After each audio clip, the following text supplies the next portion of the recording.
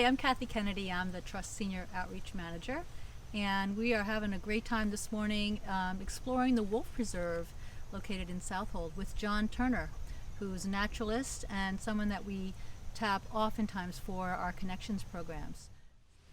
Hi, I'm John Turner, and I'm a lifelong Long Islander, having grown up in the town of Smithtown in the shadow of the Nisququag River, which was my stomping grounds as a kid, and that's where I developed a deep and abiding love for nature. And I've, since that time, with the love that I developed in my childhood, have spent pretty much my entire professional career involved in conservation issues, most notably land conservation issues, trying to preserve open space throughout the breadth of Long Island. You know, John, I notice a lot in this woodland. There's these beautiful yellow leaves of a sassafras tree. Yeah.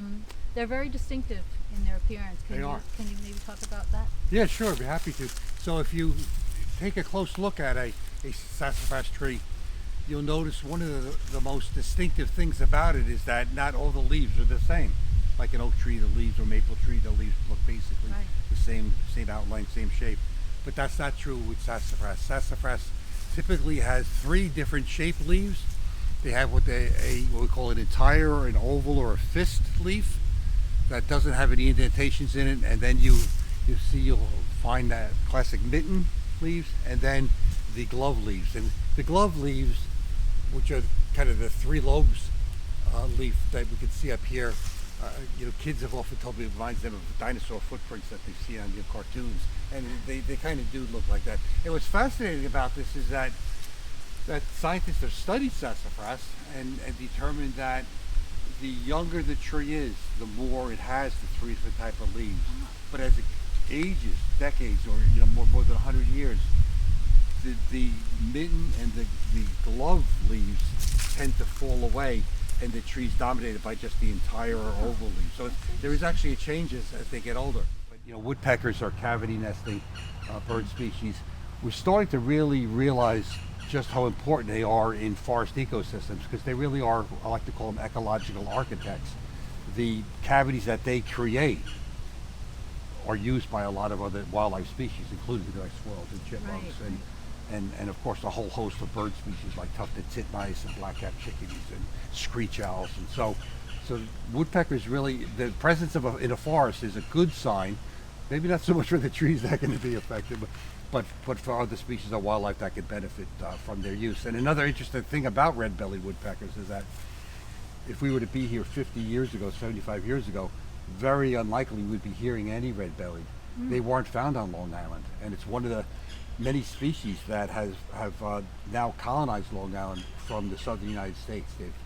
So we were talking about, again, the value of this preserve and all of the trust preserves from a wildlife perspective, right? Providing wildlife habitat. And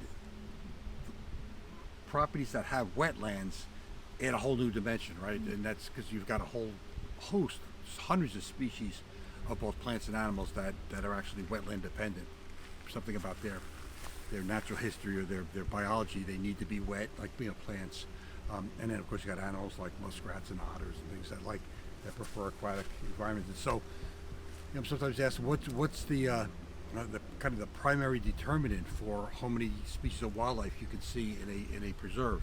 And it's really dependent upon 2 basic things. One is the size of the preserve, and of course, not surprisingly, the larger the preserve, typically the more species it'll hold. And the second is what the overall diversity of the communities that are in the property. So you've got forests, right? And so if you have wetlands, though, it really is going to bump up your diversity. That's so wonderful about the large wetland in the center of the Wolf Preserve. Is there's a whole host of species we're looking at right now that would otherwise not be here were not wet. So we're looking at the pond here, and there's a green plant that's on the surface, and in many places on Long Island, there's real concern if you see something like this and think, oh my gosh, is this rampant algae growth, which could be a sign of too much nitrogen coming in from surrounding development, from cesspools and septic systems and lawn fertilizers. And that can be very bad. In fact, it is unfortunately a fairly common problem on Long Island. But the green we see covering the surface of this pond here is good. This is actually duckweed, just a ubiquitous population of duckweed, and duckweed lives up to its name. It gets its name because different species of waterfowl like to eat it and sustain them. And so we call the dabbling ducks, the ducks that will just stay at the surface and dabble and feed, like mallards and gadwall and widgeons. They will land in a pond like this and just really relish the duckweed because it's really high in protein. It's a really important native plant. It's a higher plant. It looks like it's an algae, but it's not. It's a little higher plant in terms of its sophistication. And so that's actually a good sign to see this here. So one of the things I wanted to talk quickly about is the very important mission of the Trust. Connecting people to the planet, to the earth, is really one of the more important things that we need to do kind of from a society and organizations, and nobody really does it better than the Trust, because you've got lands that are available for the public to visit and to connect with Mother Nature. And again, that is becoming ever clearer, more important as time goes on, because having such a kind of a disharmonious relationship with nature, we need to turn that around. And in many ways it is turning around, and one of the key ways to do that is by having people fall in love with the natural world.